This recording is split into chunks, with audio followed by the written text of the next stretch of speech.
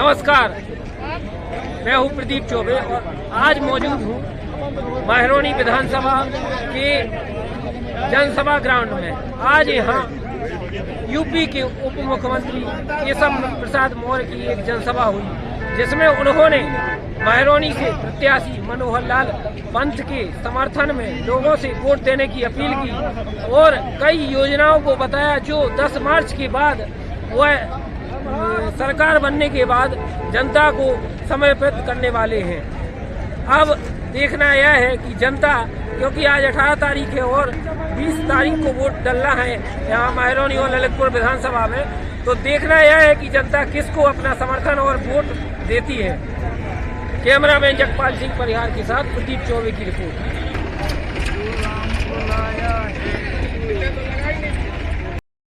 ऐतिहासिक ढंग से दूसरी पारी में जो हमारे किसान अपना नलकूप लगाए हैं, जिनका उन्होंने अभी बिजली का बिल देना पड़ता होगा, पड़ता है कि नहीं पड़ता है, लेकिन 10 मार्च की दूसरी पारी जो ट्रेलर के बाद पिक्चर आ रही है, उसका थोड़ा सा ट्रेलर दिखा दे रहा हूं आपको। 10 मार्च के बाद जो सिंचाई के लिए आपने नलकूप लगाया है, उसके बिल की अदायगी सरकार करेगी, आपको नहीं करना पड़ेगा।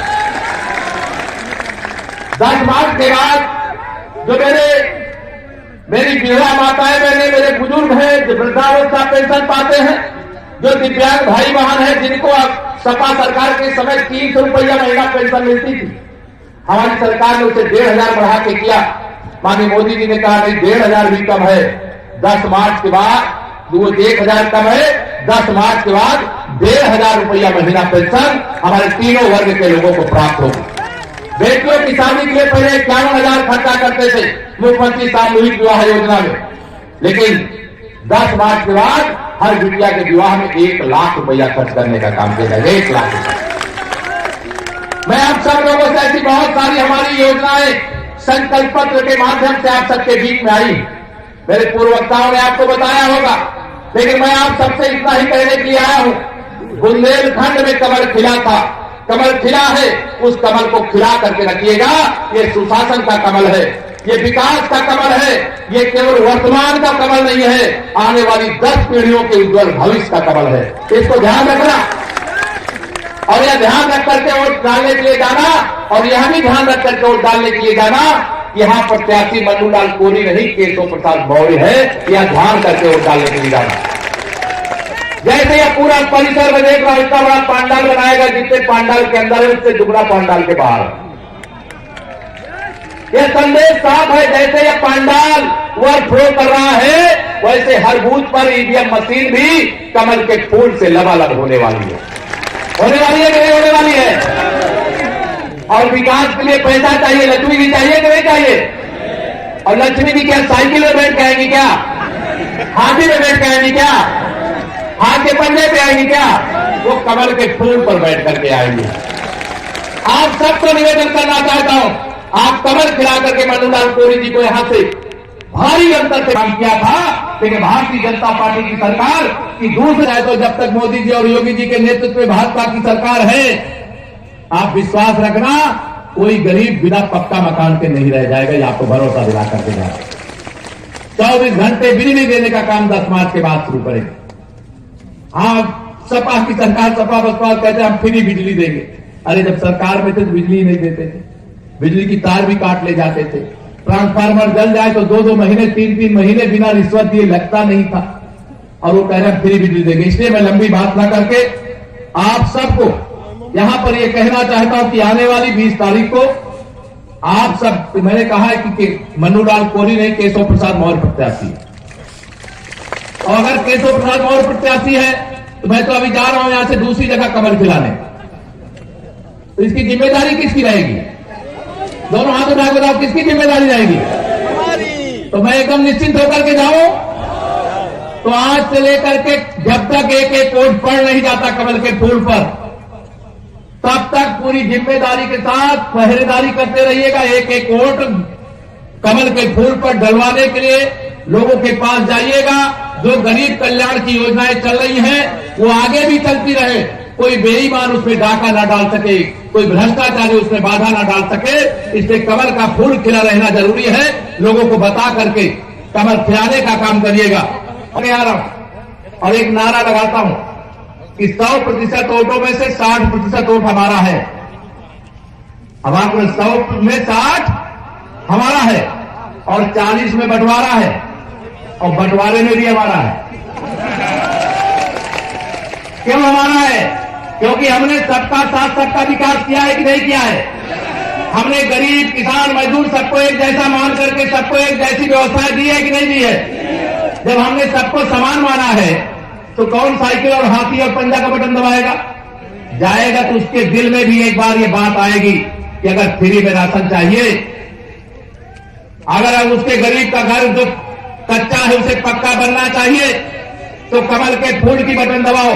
इसे मैं आज कह रहा हूं, अगर एक कमल का फूल का बटन दबाओगे तो एक गरीब को पक्का मकान बना करके देने का पवित्र काम आप सब करोगे।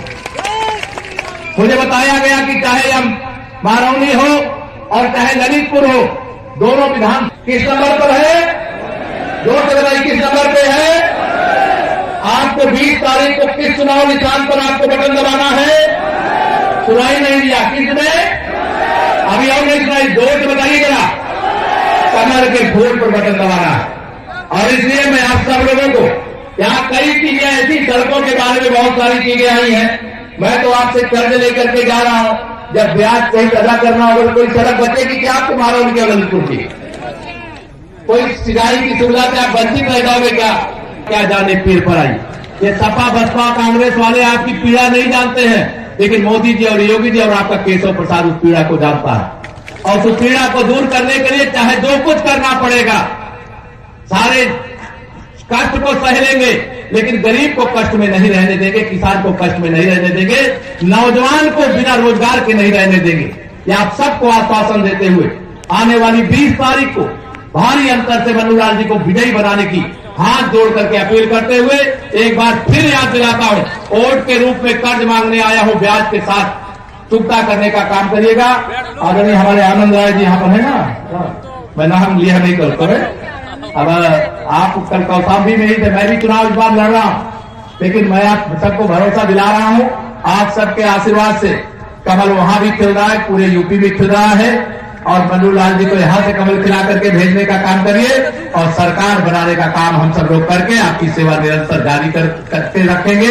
एक विश्वास दिला करके, बहुत धूप है, मेरे तमाम सारे लोग धूप में खड़े हैं, सबको कष्ट हुआ होगा, इसके लिए क्षमा चाहते हुए, यह कष्ट एक दिन का जो आप सह रहे हैं, 2 दिन का सह रहे हैं, 10 पीढ़ियों के कष्ट को दूर करने वाला ये कष्ट है, इसको ध्यान रखना। एक निवेदन करके अपनी वाणी को विराम। बोलिए जय श्री राम, जय श्री राम, जय श्री राम, जय श्री राम, जय श्री राम। भारत माता की जय, भारत माता की जय। बहुत बहुत धन्यवाद। धन्यवाद, आभार आपका माननीय। और ये महरौनी विधानसभा की जनता और ललितपुर जनपद से आए हुए कार्यकर्ता आपको इस बात के लिए विश्वस्त करते हैं कि जब 2017 में आपका सानिध्य मिला था, हमने दोनों प्रत्याशियों को लगभग 1 लाख वोटों से जिताने का काम किया था, और अब पुनः आपने हम सबके बीच में इतने व्यस्ततम समय में आए हैं। हम इस बात का जनता की तरफ से भरोसा दिलाते हैं। मुझे एक शिकायत मिल रही है, कुछ लोगों ने क्षेत्र में या यहां पर भी कोई शिकायत करे, अभी हमें 20 तारीख तक उससे उलझना नहीं, ठीक है, लेकिन सूची बना करके रखना है। मेरी बात समझ गए? सूची बना करके रखना। कुछ लोग चाहते होंगे कि आपका ध्यान बढ़ जाए और अर्जुन की तरह चिड़िया की आंख पे आप निशाना न लगा पाए। हमारा निशाना कहां है? हमारा बूथ है। हमारी विधानसभा कहां है? हमारा बूथ है। हमारा उत्तर प्रदेश कहां है? हमारा बूथ है। हमारा बुंदेलखंड कहां? हमारा बूथ है। और उस बूथ में चौथे नंबर पर जो चुनाव निशान है कमल का फूल, वह बटन है। जब तक ईवीएम मशीन को कमल के फूल से लबालब मत कर दीजिएगा, तब तक थोड़ा बहुत कोई इधर उधर कुछ बोलता है तो सुनते जाइएगा और चुपचाप डायरी में उसका नाम नोट करके 10 मार्च के बाद मेरे पास भेज दीजिएगा। बहुत बहुत धन्यवाद आपका। मैं अनुरोध करूंगा हमारे